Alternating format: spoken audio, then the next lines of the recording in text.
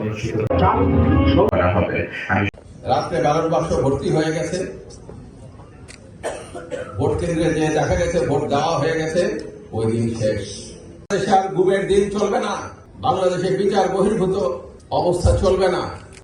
বাংলাদেশের মানুষ মুক্ত অবস্থায় তার অধিকার যেন বাস্তবায়ন করতে পারে, বৈষম্য যেন সমাজ থেকে দূরীভূত হয়।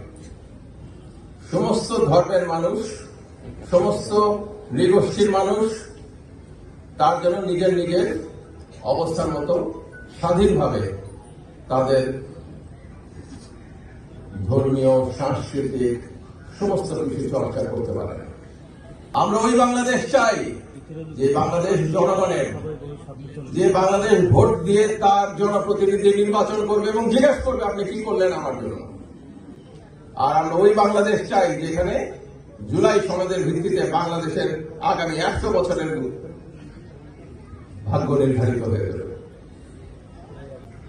জনতার কাফেলা হ্যাঁ ভোটের পক্ষে, জনতার কাফেলা জুলাই সনদের পক্ষে, জনতার কাফেলা নতুন বাংলাদেশের পক্ষে।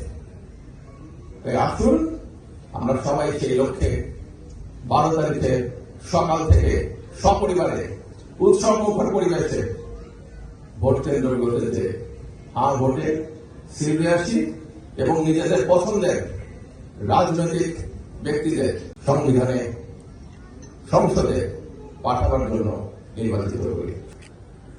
বাংলাদেশে কাউকে ধরে নিয়ে যে ক্রস ফায়ার দেওয়া চলবে না, আয়না ঘর বানানো চলবে না। বাংলাদেশের মানুষ সংবিধানে, সংসদে পাঠাবার জন্য নির্বাচিত করি।